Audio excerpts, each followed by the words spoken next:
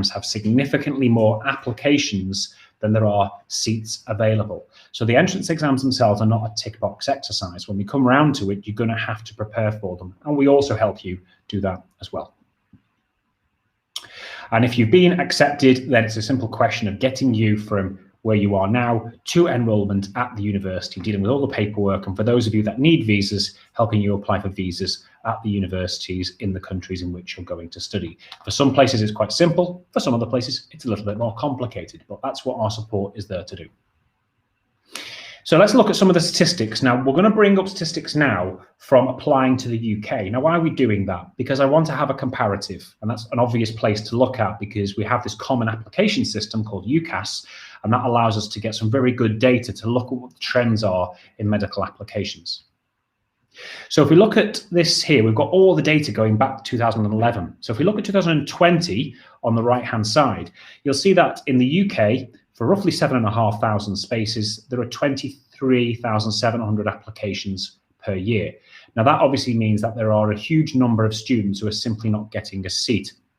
For those of you that are international, and I'm going to elaborate on that in a little bit more, you'll see that in 2020, there were 3,530 applications for around about 300 seats available for international students in the UK. Now, things have changed dramatically this year, and I can tell you now, based on the number of applications we've received for different options, that the dynamic has changed substantially after the pandemic. 2021 has seen a 21% increase in overall applications to UK medical schools. And you'll notice if I go to international, we're talking about a 55% increase. And that's the knock-on effect, both of an overall increase, but also Britain leaving the European Union has pushed more of you EU residents into the international bracket when you're applying to UK universities. So things have become generally more competitive. And if you are an international student planning on applying to the UK, they've become significantly more competitive on a per seats basis. And we've got so many students who are international schools all over the world who are now applying for various other programs. So studying in Europe does give you the access to the career, the program that you've aspired to for many years, and it is globally recognized. It's one of the big questions I get asked is how well recognized are these programs? We'll talk a little bit more when we get to that part of the presentation, but you can basically take these qualifications across Europe, across the world, and start your career, generally speaking, anywhere you want, with one or two exceptions. I know most of you are international students at international schools, so you will be used to international environments, but all of these programs are international. So as I said, these are all taught in English. When we start looking at the countries, you're going to realize that English isn't necessarily the first language of that country in which you're going to study. And you may ask, what do the domestic students do? Well, let's take the Czech Republic, just south of Germany, as an example. Each university that has an English language medical program also has a local program taught in the local language, so Czech, for the local students. So they'll have one program for local students and one program for international students. And they are parallel, i.e. they are identical in every single way, apart from the language in which they're taught. That means that you're not in competition against domestic students, and you're not a small number of students on top of domestic students. You are an entirely separate international cohort.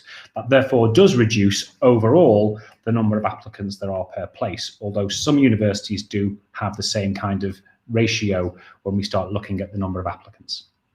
Fees and living costs are going to be much lower than the UK. In fact, we've listed many of the fees on this presentation, although I do have to say that the conversion into pounds is a bit different now because the pound has strengthened against the euro and the local currency. So just what I would say is when we talk about the fees, do actually bear in mind they can fluctuate due to exchange rate differences.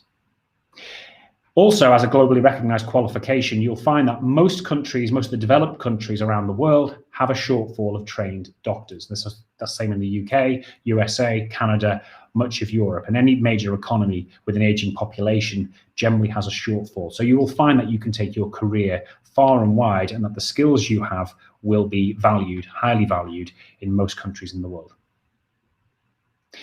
But it's a significant challenge. Studying medicine is not easy anywhere, and it's certainly not easy when you're studying it away from home. And it's a 6-year commitment, and we'll look at the curriculum shortly. It is financially cheaper, but unless you can bring student finance with you, there is generally no funding available in country for the programs that we're going to talk about. You can get funding via certain mechanisms. So we've had students from Germany, from Scandinavia, from the Netherlands and from the USA who are able to bring funding with them, as well as students from across the Middle East. So do look at what potential routes there might be for funding from your home country if that's going to be something viable. For example, we've got 2 universities just south of you in the Czech Republic, which are both US federal loan approved, and we've got a number of US students studying there on federal loans straight from high school. Really a different way of working in medical education. Be prepared for very long hours, a lot of self-study, very early mornings and very late nights. You will be living, breathing and eating medicine for the next 6 years of your life. It does get easier as you go through the program. Now, is that a question of it getting easier? I personally think it's a question of you adjust to that new way of working and that new norm, and you become so used to putting a lot more work in than perhaps what you even expected. Now, all the programs are taught in English, but if you're in a country where the first language isn't English, be prepared to learn the local language while you're studying on the program. It is part of the course. There are modules on how to speak the local language, but that does require you to engage with the local community as well as you develop your linguistic skills. Why do you need to learn the local language? Well, everyone around you will speak English, but you can't expect the older generation who are perhaps making up the majority of people in the hospitals to be fluent in English. So you need to have and you will develop a conversational level of skill in the local language to assist you in the clinical environment. Now, some students find that a challenge, and that's why I've listed it here in challenge. However, a lot of students soon realize that learning biophysics and anatomy is significantly harder than learning the local language when you're living in the particular country. So we're going to move on to the next section, and we're going to talk about how you choose the universities and finding that right fit. Now, there are 3 main factors, and then one which is related to your post-graduation destination, that seem to focus students' attention on certain universities. One is your education at high school, the curriculum you're taking, whether it be international baccalaureate, US high school diploma, NAPs or A-levels. And we need to find the right match between your subject and grade profile with the university. And there's different, we need to talk a lot more detail about that. But effectively, if there are entrance exams, we need to make sure that your education matches the expectations of those entrance exams.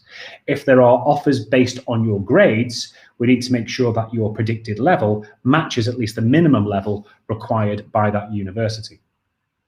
Secondly, what do you personally want from a university? Now, this varies so broadly from student to student that even these 5 factors might not be relevant for everyone. Some students want to know about ranking. Now, ranking is very important for many students, but I would say it's not the only factor to think about when choosing a university, and especially a medical school.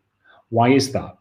Well, there are some fantastic medical schools not very far from Germany, actually, just over the border into Poland, in just over from Berlin. I would say Poznan University, which is a fantastic medical school with a very great reputation and a high level of graduate employment, especially in the United States. But it's not going to appear in the rankings. And it's not going to appear in the rankings simply because it's a school of medicine. It's a university of medicine, and it doesn't form part of a larger university with multiple faculties in different specialities. Therefore, the way the algorithms work does not allow it to have a ranking, say, compared to Charles University in Prague, which certainly does. So you might focus on reputation. There's a classic example. But other universities can have a fantastic reputation as well, but they may not be particularly historic. So they might be more modern universities, but they have a great reputation in terms of advancements in education. History might be something which is important for you as well. You might want to go to what we would classify as a Russell Group or Red Brick or Oxbridge level university. And in Europe, there certainly are those opportunities there. You might be someone who wants the most cutting edge facilities. That might matter a lot to you, and you're happy to pay a premium to go to universities with cutting edge facilities. So you'll find universities, say, in Cyprus, which have exceptional facilities, but a little bit more expensive than perhaps universities in continental Europe. However, you can find exceptional facilities in universities that do not necessarily cost a huge amount. An example is Masaryk University in the Czech Republic. They've got a brand new clinical simulation center. And if you want to see that in action, do go onto the Medical Doorway YouTube channel after this presentation and take a look at that brand new facility, which was built with a €40 million EU grant. And ultimately, a lot of students do choose their universities on location. Perhaps you want to be in a capital city. Perhaps you want to be in a smaller university town. Perhaps you want to be in a university with an airport with direct flights to a particular city or particular country. These are all things which we put together when we're talking about the different universities that are going to form what I call the best fit. Not necessarily the perfect fit, because that's very hard to find for every individual, but the one university which is going to find, or universities that is going to find, matches many of your preferences when choosing a particular university and program. One of the main factors, however, is your budget for tuition fees and living costs. Some students don't have a limitation on budget, and we can look at many options. For some students, it's about particular budget level that they can stick to. There are universities which require you to pay the fees in one payment per year. Sometimes universities let you split it into two, and in other universities you can split it up into 8 payments a year. So what it's important to do is when we start looking at your affordability, we also need to look at how you pay the tuition fees as you go through the course. And the last thing relates very specifically to where you want to go after you've graduated. If you want to stay in Europe, you're going to be spoilt for choice with all of the programs that we're going to talk about. Same if you want to go to the USA. But if you wanted to go to California, there will be some differences. Or if you want to go to Singapore, there's going to be some differences there. So it's important to think about this at the outset, even if it's not necessarily something set in stone. It's important to know what options you're going to have after you graduate. So when you're applying to medical school, that's one thing, but when you're in medical school, it's another. Getting in will be the easy bit. Studying is going to be the tough bit, because you're going to have a hell of a lot of content to cover over the 6 years of your medical school. Most programs in Europe are what we call traditional medical curricula. There are some anomalies to that, which have what we call integrated curricula, which are more problem-orientated style programs. But most universities form this traditional pathway where the first 2 years, years 1 and 2, are what we call the preclinical science years. And the best way to describe this, it's like a degree in biology, chemistry, and physics all rolled into one, because you're learning the normal physiology, the normal anatomy, the normal biochemistry of the human body. So much so that when you get to your 3rd year, you will have a knowledge of the normal to start using as a reference point to discuss the abnormal. So let's take an example. We learn about the lungs and the normal anatomy and the normal physiology and the normal histology and the normal biochemistry of the lungs in years 1 and 2. But then when we get to year 3, we discuss what happens with the lungs when we have a condition like COVID-19. What happens when we have a condition like chronic obstructive pulmonary disease or lung cancer? And therefore, once we know about the pathology and we know how the pathology affects the function of that organ, we can then look at how that condition is managed, or as I should say, how patients are managed to have those conditions. And that will then be something you do from year 3 all the way through to year 5, spending an increasing amount of time in the hospital environment.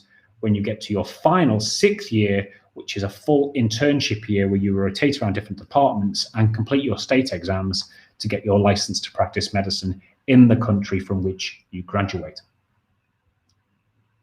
And after you have graduated, you can then start thinking about your career. Or really, what you should be doing is thinking about your career fairly early in, because regardless of where you go, there often are licensing exams that you need to take in a particular country or jurisdiction. Now, in the United States, they have a system called the United States Medical Licensing Exams. This is probably one of the most famous and well-known licensing exam systems. In fact, if you complete USMLE, you will often find doors open up for you in other parts of the world. For example, if you're past the USMLE and are registered for the US, you can find that Australia becomes an option for you as well, without necessarily having to take the licensing exams there. On top of USMLE, some states in the US have an additional list as well, California being the most famous one. So if perhaps you were thinking about going to work in California immediately after graduation, we need to choose an English program, an English language taught program, which is on the Medical Board of California's list. So if you want to come to the UK, after 2024, you're now going to have to take these new exams called the Medical Licensing Assessment. You will even have to take these exams if you are coming to study medicine in the UK. So that has really kind of democratized the process where everyone is going to be treated more equally from 2024, regardless of where they've graduated. Canada has a similar system, 2 exams, the Medical Council of Canada qualifying exams. So it's important to start to figure out where you're going to go and what the licensing systems are going to be. Some countries, like Malaysia, they have what we call a 2-tier system, where they have a list of programs which allow you to register without any licensing exams, and then a list of programs which would allow you to register after you've sat licensing exams. Most countries do have a list, sometimes pretty small, of programs they don't recognise. I would generally check that out in advance. For example, the UK, the GMC has a list of programs it doesn't recognise, but it is very small, and it doesn't appear that you would even come across any of the universities that are on that list anyway. So we've decided which programs, we've decided on medicine being the right route for you. How do we get there? Application systems vary significantly from one university to the next. Some universities will actually base your 100% of your application on your documentation that you submit with your application. This is a classic example is Riga Stratins University in Latvia, which has a post-exam result, a post-high school results system, and your admission is purely determined on what is in those papers. Other universities, like those in the Czech Republic, base admission on an entrance exam, which is science-based, and it's ran specifically by each university. So if you apply to 6 universities in the Czech Republic, you would take 6 separate entrance exams. Some of those exams are partnered up with an interview. So if we look at Charles University in Prague, first faculty, second faculty, or third faculty, you will take an entrance exam and you will have an interview after the entrance exam. Masaryk University just utilizes an entrance exam. Either way, there will be a coming together to form a decision. And in many cases, the offers will not be dependent on high school education, but on the actual specific score that you have on these entrance exams. For other universities that utilize an interview-only system, they will interview you, and as similar to the UK, you will get a decision which is conditional on you achieving certain grades on your A-levels, IB, Abitur, or whatever curriculum you're taking as it stands now. So what we're going to do is we're going to tease that apart a little bit with some examples of some universities. So we're going to look at a brand new option in the UK, which is only for international students. So if you were a student who wants definitely to come to the UK to study medicine, and you are an international applicant, you can apply to Brunel, and you'll find that the entry criteria are a little bit less competitive, and it's also an application directly with Medical Doorway outside of UCAS, so it becomes a 5th choice for you. The fees are roughly the same as you're going to spend in the UK, so we're going to use this as a benchmark. It is £40,000 a year with some limited scholarships available, but 33 points on the IB is certainly something that's achievable for most medical applicants. And this is a classic example. You will apply, have an interview, then be made a conditional offer, and then if you meet the terms of that offer, your seat will then become unconditional, and you can then enrol at the next enrolment. That's also the same for Queen Mary University of London in Malta. So this is the UK degree, Queen Mary University of London, but in collaboration with the government of Malta, they actually have a campus in the Mediterranean. So British degree, significantly better food and significantly better weather than you're going to get in London. This program is, as I said, it's the British degree, but you'll see from the tuition fees at €23,500, it represents a significant saving on studying the equivalent program in the UK. You can, however, do an additional year during your degree and intercalate your degree by doing 1 year at the campus in London, but that would extend your degree to 6 years in this particular case, not the usual 5. Just like in Brunel, this is another application which can be made outside of UCAS. So on top of your 4 options for UCAS, you now have 2 UK degrees outside, giving you a total of 6 potential options to study a British medical degree. For those that were quite happy with the warm weather, you could actually study at the Caribbean, at St. George's University. It's a very famous medical school that has been operating for a long time, and in fact has got the largest number of students going into US residency than any other international university. Now, you can study this degree in multiple sites. You can study at the main campus here in Grenada, but you will also have the opportunity to study some of the degree in the UK, as well as doing your clinical attachments in hospitals in the US or the UK as well. But if you wanted something closer to home and a European degree, then you've got the University of Nicosia in Cyprus, which has got some amazing facilities and some of the best student accommodation in the world. Not many universities have rooftop infinity pools in their student accommodation, but they do in Cyprus. But if you look at the fees, we're now starting to come down in terms of what it's going to cost. The fees here, without a scholarship, will be €18,000 for the first 3 years per year, rising to €22,000 per year when you get to the clinical years. They let you pay the fees in 8 installments. So from a cash flow perspective, while it might be more expensive than other European options, it can be more friendly on the cash flow position. They do also offer scholarships up to 20%, which once awarded, stick for the duration of your studies. Now, all of those programs, Brunel, Queen Mary, St. George's in Grenada, and the University of Nicosia, they base admission on interview and then will make a conditional offer after you've had that interview. So in a similar way to the UK. But when we start looking at Central Europe, that's when things are going to change significantly. Now, the Czech Republic has been one of the most popular options in Europe, mainly because it's got universities that have a long history of teaching medicine in English, that have graduates working all across the world with a high ranking, but also it's considered one of the safest countries in the world as well, sandwiched between Singapore and Japan in terms of safety. Being a member of the EU, you obviously get a European Union license, and should you have an EU passport, therefore you'll be able to take these qualifications across the EU. For those of you that are international students who've been benefiting from being in the Schengen zone, again, you can spend the next 6 years of your studies in the Schengen area, and for a lot of students, they find this a great advantage in terms of being able to travel at the same time as studying medicine. So in the time they're not studying, they're often seeing much of Europe in addition to spending their life in the Czech Republic for the next 6 years. And admission for all of these programs is based on the entrance exams. They usually take place from April to June. As I said, you can do them at the universities or online at the moment. Biology, chemistry, and then generally a paper of either maths or physics, depending on the university. And this is an example here of one of our exams which took place in London pre-pandemic. And in this case, Charles' third faculty, they then followed that up with an interview afterwards. The big difference here is you're not going to get what we call a conditional offer.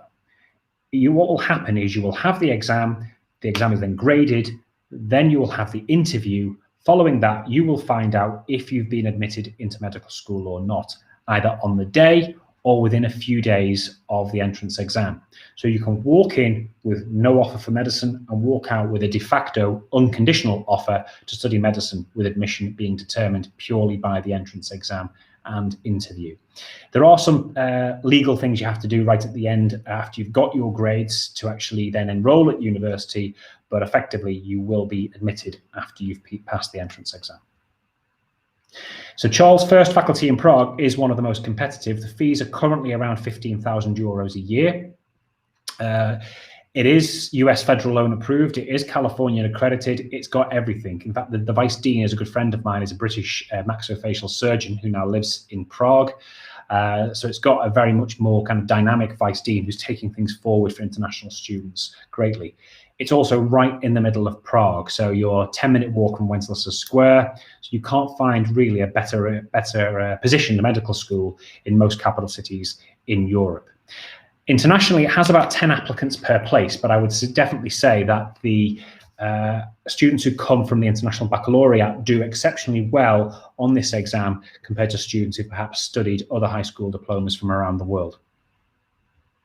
You can also study at the second faculty of medicine, which is based in a hospital. And this brings people on to ask me the question, what is the difference between the first faculty, second faculty, third faculty of Charles University?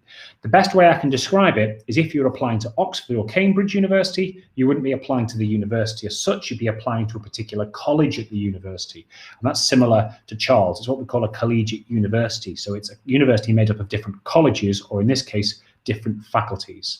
So each of the faculties treat them like separate universities, but they're basically part of one umbrella organization, Charles University. However, they have their own teaching team, their own accreditation, their own curriculum, and they set their own fee levels. That's why the fees will vary between first faculty, second faculty, third faculty, or even a faculty that's not in Prague, outside of Prague. This is a great option if you want a Charles University degree, but you don't want to live in a capital city. Perhaps you can walk everywhere or cycle everywhere, which you can do in Hradec Králové in Eastern Bohemia. But you don't need to go to Charles University to have a fantastic university with a great reputation. In the south of the Czech Republic, it's now €10,500 a year. You can study at the second oldest medical school called Prague University. It's a small town of 120,000 people, where 25% of the population of the town are students. So you'll find that the town itself is extremely well resourced in terms of providing facilities for students, especially international students, and especially those studying medicine, because it's got one of the most amazing hospitals nearby as well.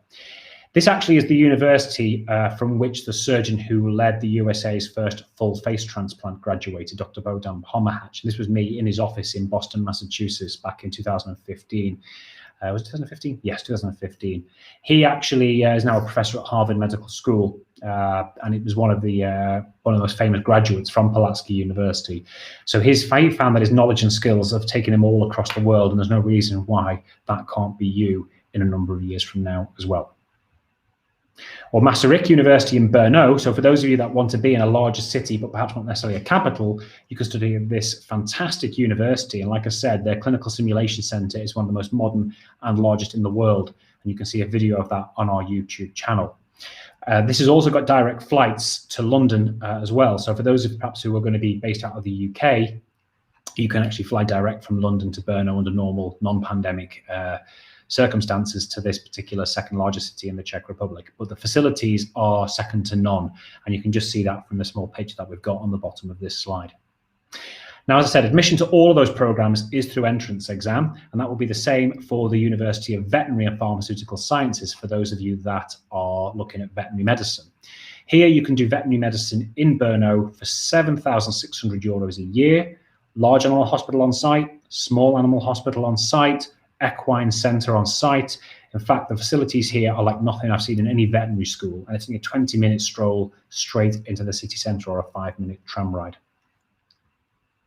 For those on a budget, you can actually study in the EU, €7,500 a year to study at Plzeň Medical University in Bulgaria.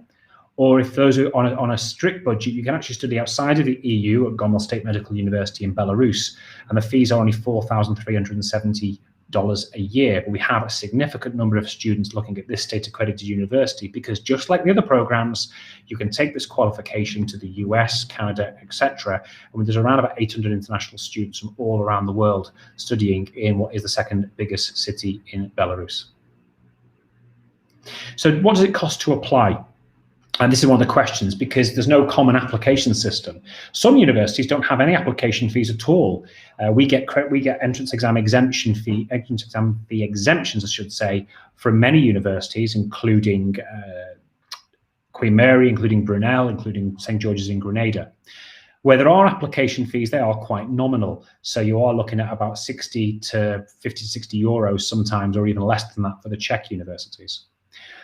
If you're taking an exam at an exam center, let's say you're in Hong Kong or the US, there will be a fee to pay to take the exam, because the examiner's expenses need to be catered for.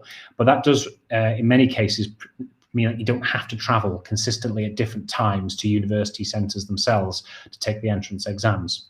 What I would have to say is that 2020 and 2021, we've seen that online exams do actually work. And I think the universities are starting to realize that by running the exams online, they provide a lot more convenience for students at no detriment in terms of quality. But we'll have to see what happens after the pandemic comes to an end, about whether the exams do move to stay at a full online, or move to a hybrid model, or go back to in-person. So just watch this space regarding that. But there's been a lot learned over the last 2 years. Once you've been accepted, you will have to legalize and in some cases translate your academic documents. There are some costs associated with that. And some universities do require a deposit from you to actually hold your seat once you've been made an offer. Not all do need that kind of deposit, and that deposit can vary from university to university, depending on also things like visa requirements if you need one. So when it comes down to applying to universities, these are some of the things that we need to bear in mind, that once you've received an offer, we will need to consider. You get accepted, what to do? Well, under normal circumstances, I would say go and visit the place. If you're based in Germany and you've got an offer in Prague, you can jump on the train in Berlin, and about 4.5 hours later, get off in the main train station in Prague. Alternatively, you can fly down for relatively inexpensive costs most of the time. So do visit the town. We had a student who got admitted to Prague from Hong Kong.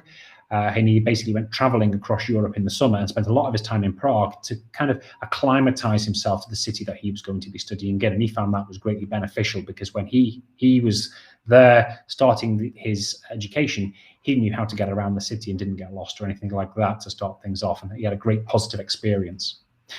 Most universities have student accommodation, but sometimes students want to rent private apartments. If that's something that you want to do, get in contact with us early, because getting local knowledge on the best apartment locations in terms of access to metros or tram lines, etc., is really important, because it's those small things, especially in the middle of winter when it's cold and rainy or snowy, that make a big difference to you getting from A to B.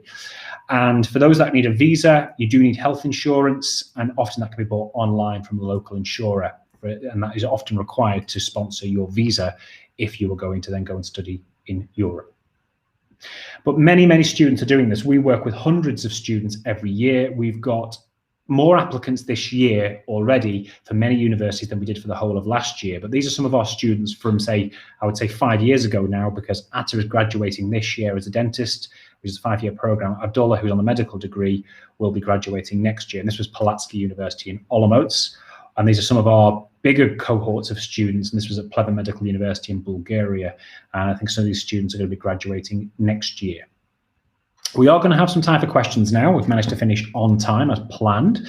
If you want more information and you want to see more of the universities, then medicaldoorway.com, and ben@medicaldoorway.com is my email. So please do drop me an email or take a look at the website or go to my YouTube channel and take a look there. Alternatively, do go onto our Facebook group and take a look there as well, because we do update a lot of our information on our Facebook page as well. Even things like exam dates can get pushed on there as well. So we do have some time for questions. I've just had a message that the chats have been disabled on the YouTube channel. So if you do want to ask a question, I would recommend going to the virtual fair, finding the Medical Doorway booth, and then asking a question on there as well. I will be on there straight after this anyway. We are ready to go on there now. At the moment, we have some questions going on. Coming in. So what I'll do is, if we head to the fair, and you can ask questions there. Alternatively, drop me an email. You see that I've got a WhatsApp number there as well. That's my work WhatsApp, so it's not a personal one. So if you do ask a question, do drop it there. You will receive an automated response initially, but don't worry, that's normal. When I look at my WhatsApp, I will then get back to you if you have any questions there. Alternatively, we can set up video calls or video chats at the exhibition, or alternatively, we can then even arrange something outside of that if your parents want to join in and they're not available today. So really pleased to have you listening to this presentation today. I hope you found it useful. It's not going to answer all the questions. It is just a summary. If you want, you'll get a lot more information at medicaldoorway.com, or if you want to have an online chat with me, I'm going to jump into the exhibition shortly and we'll be able to speak there as well. So I want to say thank you for your time, and I will see you in the virtual fair.